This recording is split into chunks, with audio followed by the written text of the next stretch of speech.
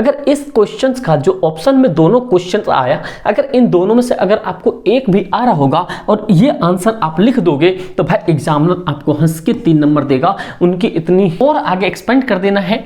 British शासन के लिए आकर्षण केंद्र है, तो ये अगर आप ये देखो ये कितना अच्छा पॉइंट बन सकता है। अगर आप इसी पॉइंट के अंदर में और थोड़ा सा ऐड ऑन करोगे भाई एग्जामिनर खुश हो जाएगा कि बच्चे ने लघु हिमालय के बारे में इतनी सारी चीजें लिखी कैसे। दूसरा इसे अंडरलाइन कर देना कि जय हिंद मेरे भाई, क्लास 11th में हो। अगर आपका पेपर 15 और 16 मार्च को पेपर है जो कि ज्योग्राफी भूगोल का, मेरे भाई उसके लिए one of the best to best content है आपके लिए मेरे भाई। इससे बाहर आपका पेपर नहीं जाएगा। दैट मीन्स कि जो ये क्वेश्चंस है ना, जो मैं अभी आपको ये क्वेश्चंस विद आंसर सारी चीजें बताने वाला हूं, जैसे आप सामने देख पा रहे हो मेरे भाई, ये सारे क्वेश्चंस वो हैं जो एग्जामिनर्स अपने एंड से ये हमेशा पेपर में सेट करता है। तो मेरे भाई वीडियो थोड़ी लेट आई उसके लिए सॉरी, बट मेरे भाई आपको पता है कि एसएसपी पे या एसएसपी ह्यूमैनिटीज पे, आइस वाले पे या एसएस पाठशाला पे जो भी चीज डलता है one of the best to best डलता है। तो मेरे भाई आप सभी का स्वागत एसएसपी ह्यूमैनिटीज पे,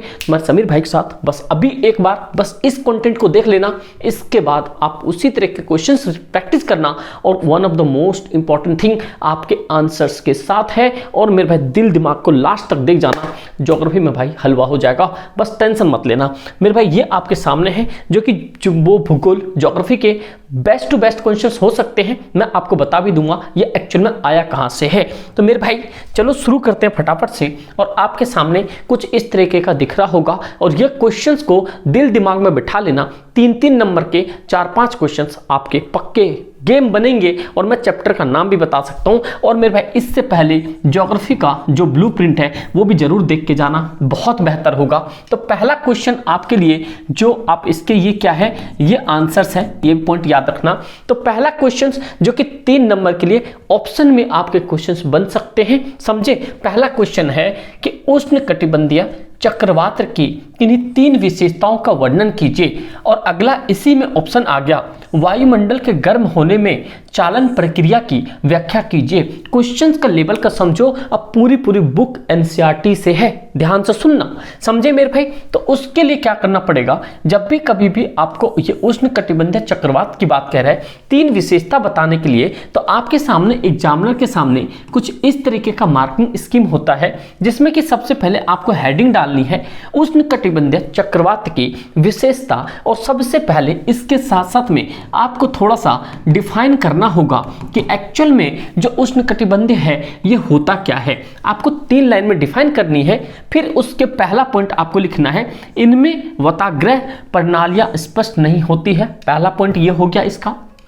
दूसरा, केवल समुद्रों में उत्पन्न होते हैं चक्रवात, जो उष्णकटिबंधीय चक्रवात होते हैं कहाँ, समुद्रों में उत्पन्न होते हैं। और यहाँ से आपका एक एमसीक्यू भी बनेगा, ठीक है भाई।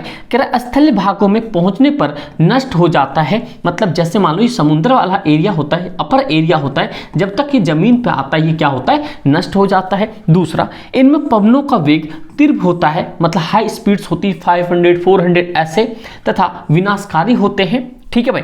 ये पूरब से पश्चिम दिशा की ओर चलती है। तो ये इंपॉर्टेंट पॉइंट याद रखना, कभी आपके कोई भी अर्सेशन रीजन में आ जाए कि भाई उष्णकटिबंधीय चक्रवात जो है कौन सी दिशा में चलती है, तो मेरे शेर से न्यो ये चलता है पूरब से पश्चिम दिशा की ओर, समझे। तो पहला पॉइंट आपको समझ आ गया उष्णकटिबंधीय का। अगर इसमें और ऑप्शन आता है, वायुमंडल के गर्म होने में चालन की प्रक्रिया की व्याख्या कीजिए, तो मेरे भाई देखो वायुमंडल के गर्म होने में चालन की प्रक्रिया, इससे पहले कोई भी आंसर आएगा उस आंसर को डिफाइन करना है, डेफिनेशंस बताना, एक्चुअल में वायुमंडल होता क्या है, ठीक है भाई, सारी चीजें बता देना।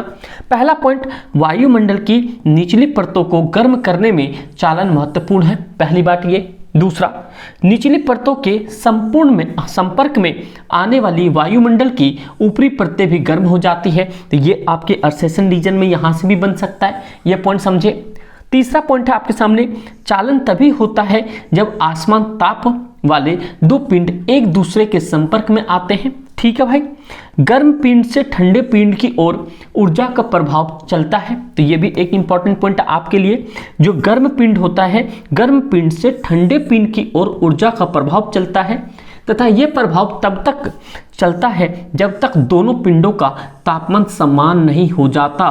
तो ये भी आपको इंपॉर्टेंट पॉइंट याद रखना है कि वायुमंडल में गर्म होने के चालन की प्रक्रिया में जो जितने भी पॉइंट है, इस पॉइंट में ये वाला पॉइंट ज़्यादा हाईलाइटेड है। आंसर लिखोगे इसे अंडरलाइन कर देना कि जब तक दोनों पिंडों तापमान समान नहीं हो जाता ये दोनों एक साथ चलते हैं। समझे भाई, चलता रहता है। तो ये हो गया। इनमें से एग्जामिनर कहता आपके सामने ये दे रखा है, इनमें से कोई 3 पॉइंट लिखना 3 नंबर के लिए। लेकिन भाई मैं आपको सजेस्ट करता हूँ जितने भी अपने पास क्लास 12th के टॉपर्स निकले, आज तक 97 हाईएस्ट गया है और मेरे भाई इस बार 97 क्रॉस भी हो सकता है। तो मेरे भाई उनके लिए मैं आपको एक सजेशन बताता हूँ, कम से कम आप टॉप 4 लिख के आना, जिससे कि थोड़ा सा एग्जामिनर पे अच्छा इंपैक्ट पड़े। इसका आंसर आपके सामने आ गया। अगर इस क्वेश्चंस का जो ऑप्शन में दोनों क्वेश्चंस आया, अगर इन दोनों में से अगर आपको एक भी आ रहा होगा और ये आंसर आप लिख दोगे तो भाई एग्जामिनर आपको हंस के 3 नंबर देगा। उनकी इतनी हिम्मत नहीं हो जाएगी, इतनी उसकी औकात नहीं हो जाएगी कि वो आपके नंबर काट सके। एग्जैक्टली मैं बता रहा हूं आपको, क्योंकि एग्जामिनर यही कहता है कि भैया इसी टाइप के आंसर चाहिए। अगर आपको अच्छा लगा हो लाइक जरूर करना, और मेरे भाई क्लास 12th के लिए डंका बजा देंगे पूरे यूट्यूब के अंदर में, क्लास ह्यूमैनिटीज के अंदर में हिस्ट्री, ज्योग्राफी, पॉलिटी में कैसे बच्चे टॉप करते हैं। बस आप थोड़ा सा बने, नोटिफिकेशन बेल ऑन करके रखना, क्योंकि भाई वाईटी में बहुत ग्लिच चल रहा है। समझे। अगला क्वेश्चन है, क्वेश्चन बहुत ही अच्छा है। कह रहा भूमंडलीय ऊष्मन के लिए उत्तरदायी मानव कारणों को प्रमाणित कीजिए। कहने का मतलब हो गया sustained the human factor responsible for the global warming. ये आप आराम से लिख सकते हो। अगर कभी भी अगर ऐसा लगे कि आपको हिंदी में क्वेश्चन समझ नहीं आ रहा है तो आप उसको इंग्लिश में भी पढ़ना। क्या बोला मैंने, अगर जैसे लगे आप क्वेश्चन हिंदी में नहीं समझ पा रहे हो, ऐसा कुछ टर्म्स आए, टेक्निकल वर्ड्स आ गया जो हिंदी में समझ ना आए, सीधा सीधा आके किसमें, जैसे ग्लोबल वार्मिंग आप जल्दी कनेक्ट कर सकते हो एज कंपेयर टू यहाँ भूमंडलीय ऊष्मन और उत्तरदायी मानव कारण। मतलब ये हो गया इसका इंग्लिश। समझे भाई, हिंदी थोड़ी सी दिक्कत हो गई तो मैं आपको इसके थ्रू बता सकता हूँ। तो अगला हम देखते हैं, पहला क्या कारण है भूमंडलीय ऊष्मन के लिए मानवीय कारण क्या है। जो ग्लोबल वार्मिंग हो रहा है, जो ग्लोबल वार्मिंग हम कर रहे हैं, इसके लिए सबसे ज्यादा मानव का क्या फैक्टर है। तो सबसे पहला है जीवाश्म ईंधन का दहन, जैसे कोयला, तेल, ये सारी चीजें हम जलाते हैं, उससे भी हमारे पास ग्लोबल वार्मिंग होता है। क्या आप लोग कमेंट करके ये चीज बता सकते हो क्या, अगर आप लोगों ने पढ़ा है इसके अंदर में कौन सा गैस होता है। मतलब कि अब मैं आपको बता दूं, H2O की वजह से ज़्यादा ग्लोबल वार्मिंग होता है, या यहाँ पे CO2 की वजह से ज़्यादा ग्लोबल वार्मिंग होता है, या NHO4 की वजह से ज़्यादा हीमोग्लोबिन होता है। आप लोग कमेंट करके जरूर बताना। ठीक है भाई। दूसरा है भूमि उपयोग परिवर्तन। हम भूमि उपयोग परिवर्तन बहुत ज़्यादा करते हैं। वनमूलन मतलब कि पेड़ वेड़ बहुत ज़्यादा काटते हैं। औद्योगिक इकाइयों को बढ़ाना, मतलब फैक्ट्रीज ज़्यादा बढ़ाने लग गए। क्लोरोफ्लोरोकार्बन की मात्रा में वृद्धि, मतलब आप जानते हो जो हमारे पास ये एटमॉस्फेयर है, ये एटमॉस्फेयर ये हम अगर इस लेयर को तोड़ रहे हैं तो यहाँ पे sunlight direct to direct enter कर रहा है, और धरती पे यहाँ पे जितने भी लोग हैं इनको आपको पता है कि कौन सी बीमारी हो सकता है, स्किन कैंसर हो सकता है। ये भी हमारे एक सबसे बड़े फैक्टर्स। और ऐसे क्वेश्चंस को आप और बना के लिख सकते हो। अरे समझ आ रहा है मेरे भाइयों, तो ऐसे क्वेश्चंस को आप बना के लिख सकते हो, 3 नंबर आपके आराम से मिल जाएंगे। समझे। तो अगला क्वेश्चन देखते हैं जो भाई आपके सामने। और वन मोर थिंग मेरे भाई, ये जितने भी क्वेश्चन हैं ये आपके PYQ के ये रिपीटेड क्वेश्चंस हैं, पहली बार ये। समझे भाई, क्या है रिपीटेड क्वेश्चन है, तो छोड़ना नहीं। इन क्वेश्चन को बिल्कुल छेड़ के रख दो, 2 से 3 बार लिख लो, और इसी तरह के क्वेश्चंस आप भी कर लो। और भाई ऑफलाइन के जितने भी शेर देख रहे हो आप प्लीज आप लोग भी ये कर लो। मैं ऑलरेडी भी करवा चुका हूं, तो बट एक बार फिर भी आप इसे रिपीट कर लेना। ठीक है भाई। अगला 3rd क्वेश्चन देखते हैं।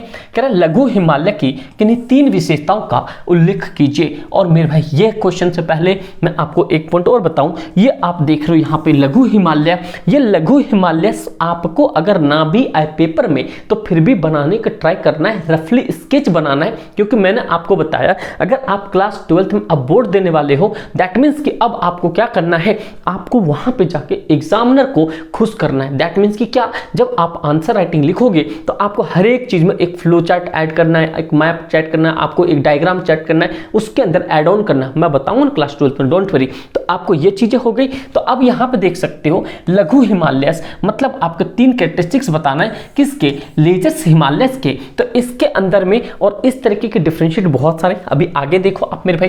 पहला क्या हो सकता है, आपको लघु हिमालयस को क्या करना है, डिफाइन करना है, फिर बताना आपको इनकी ऊंचाई है 1000 से 2000 मीटर तक है, और इसको और आगे एक्सपेंड कर देना है ब्रिटिश शासन के लिए आकर्षण केंद्र है। तो ये अगर आप ये देखो, ये कितना अच्छा पॉइंट बन सकता है। अगर आप इसी पॉइंट के अंदर में और थोड़ा सा ऐड ऑन करोगे, भाई एग्जामिनर खुश हो जाएगा कि बच्चे ने लघु हिमालय के बारे में इतनी सारी चीजें लिखी। कैसे? दूसरा पॉइंट आपके सामने आ गया कि ब्रिटिश प्रशासन के लिए आकर्षण केंद्र था। क्यों था? क्योंकि यहाँ पे ऐसे बहुत सारे मटेरियल मिल रहे थे जो कि उनके लिए बहुत ही ज्यादा बेनिफिशियल था। कहने का मतलब क्या है? कहने का मतलब ये है, जितने भी ब्रिटिशर्स थे, आप जानते हो इंडिया में वो लोग बहुत ज्यादा इंटरेस्ट रखते थे। ये यहाँ पे गोवा वाले बीच में बहुत ज्यादा इंटरेस्ट रखते थे, क्योंकि ये लोग एंटर तो यही किए थे पुर्तगीज, जो कि कालीकट 1498 में कौन आया था सबसे पहले? कमेंट करके बताना, वी से नाम है। ठीक है भाई, ये पॉइंट समझे? तो उसके लिए क्या है, आप बहुत अच्छा आंसर लिख सकते हो कि ये ब्रिटिश प्रशासन के लिए आकर्षण का केंद्र रहने का था,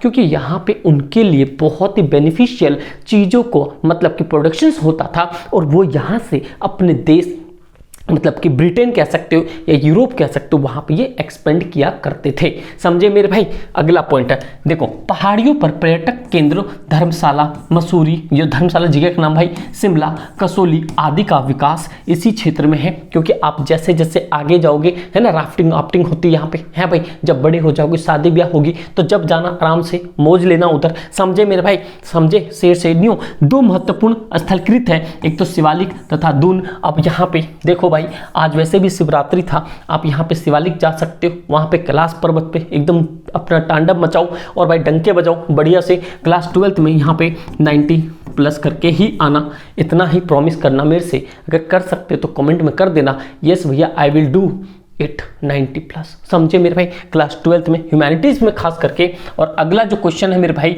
मोस्ट इंपॉर्टेंट क्वेश्चन मान लेना इसको, जिसमें कि सबसे पहला पॉइंट देखो, कह रहा है यहाँ पे सूखे से निपटने, ध्यान सुनना, सूखे मतलब सूखा पर्सन से निपटने के लिए नहीं कह रहा हूं मैं। देखो सूखे से निपटने के लिए दूरगामी कदमों को उठाना चाहिए। ध्यान से सुनना, क्या बोला मैंने क्वेश्चन? भाई थोड़े बहुत फन कर दूं, क्योंकि थोड़ा सा अंदर का चाइल्डिश ना कभी खत्म ही नहीं हो पा रही मेरी, चाहे ऑफलाइन हो ऑनलाइन हो, प्लीज उसके लिए सॉरी, बट आप चीजें समझना, तुम्हारा भाई तुम्हारे साथ है। बट एक ही पॉइंट है यहाँ पे, कह रहा सूखे से निपटने के लिए दूरगामी कदमों को उठाना, किन्हीं 3 कदमों का विश्लेषण कीजिए। Long term measures must be taken to deal with the drought. Drought मतलब सूखा पड़ना। ध्यान से सुनना, क्योंकि ये बहुत बड़ा मेजर रीजन है, समझे, जो किसानों के लिए होता है। उसी में दूसरा जो ऑप्शन है आपके सामने, बाढ़ की स्थिति से निपटते हुए जाने वाले कदमों की विवेचन कीजिए। अब एक पॉइंट समझाओ, ये एक ऐसा टॉपिक हो गया आपके लिए कि आप एनी हाउ इनके आंसर लिख के आओगे, 110% लिख के आओगे, भले आपको आता हो या ना आता हो। अगर आप अच्छा आंसर जब बना पाओगे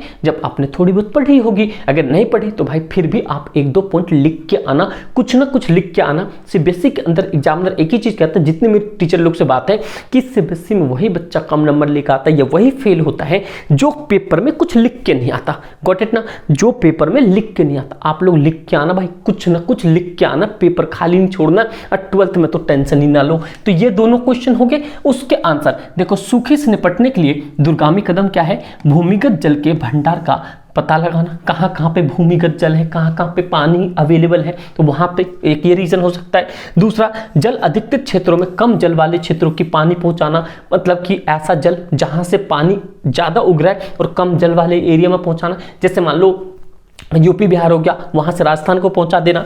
दूसरा है नदियों को जोड़ना व बांध तथा जलाशयों को निर्माण करना, मतलब ऐसी नदियां, जैसे मान लो यहाँ पे आपके पास ये जो कश्मीर वाला एरिया, देख मिनट, जो ये जो है आपके, ये जो हमारे पास यहाँ जो इंडस आ रहा है, चेनाब आ रहा है, रावी आ रहा है, सतलेज आ रहा है, इन सब एरिया को बताना कि इन सबों का एरिया, उन एरिया में पानी को प्रोवाइड करवाना। जैसे मान लो ये राजस्थान, जैसे अरे क्या हो गया, जैसे मान लो यहाँ पे ये राजस्थान है, राजस्थान में चंबल रिवर है, वहाँ पे इंदिरा नहर है, वहाँ पे इन सब पानी को जोड़ देना। ठीक है भाई, समझे?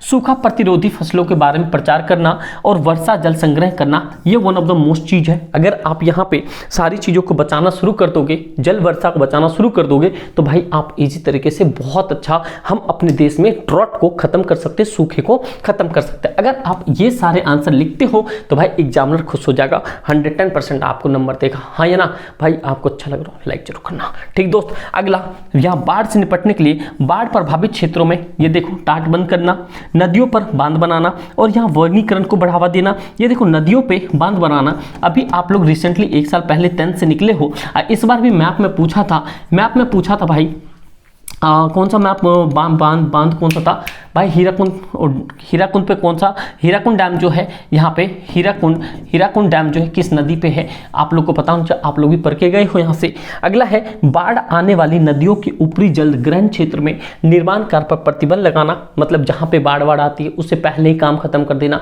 काफी सारी चीजें आप बना के लिख सकते हो, ये सारी चीजें आपके सामने हैं और इस तरीके के ही क्वेश्चंस बनेंगे। और मेरे भाई याद रखना 70 में से 60-65 प्लस लेकर आना। और भाई एमसीक्यू के लिए आप लोग कमेंट करना, लाइव सेक्शन में एमसीक्यू को सॉल्व किया जाएगा। अगर आप सभी का मतलब कि सहयोग रहेगा तो समझे मेरे भाई। उसके बाद मैं आपको एक ही चीज बताता हूं, बस आप लोग एक कमेंट करना यही चीज कि मेरे भाई अगर आप मान लो यहाँ पे 5 नंबर वाले भी क्वेश्चन चाहिए उसके लिए भी बता देना, मैं आपको करवा दूंगा। और भाई अभी बहुत जल्दी आपके फाउंडेशन कोर्स ह्यूमैनिटीज के लिए खास करके होगा, जो कि हिस्ट्री, ज्योग्राफी, पॉलिटिकल साइंस और इकोनॉमिक्स, ये भाई आपके लिए होगा ऑफलाइन, समझे भाई, ऑफलाइन। ऑनलाइन वेरी सून होगा, बट आप लोग को अगर कोई इंटरेस्टेड बच्चे होंगे जो क्लास 12 का, ये ऑफलाइन होगा जो कि 25 मार्च से शुरू होने वाला है, समझे मेरे भाई। कोई दिक्कत परेशानी होगी आप इस नंबर पे पूछ सकते हो, समझे। व्हाट्सअप कर देना, बस क्लास लिख देना, क्लास 11th ऑफलाइन, बस आपको इंक्वायरी मिल जाएगी सारी चीज़। बस इतना चीज़ें समझ आ गई होगी मेरे भाई। इसी तरीके के चीज़ों को पढ़ो बढ़िया से, बस कमेंट करके बताना जो मुझे बेस्ट टू बेस्ट लगा। पीछे मैंने आपको बता दिया कि जो ये सारे क्वेश्चंस अच्छे लगे वो मैंने बता दिया। 5 नंबर के क्वेश्चंस और चाहिए, कमेंट सेक्शन में कमेंट होना चाहिए, मैं डेफिनेटली वो लेकर आऊँगा, समझे। मेरे दोस्त, मेरे भाई बहन जितने भी हो, आप सब्सक्राइब कर लेना, नए हो तो बस शेयर करना अपने ऐड से। Thank you so much and जय हिंद।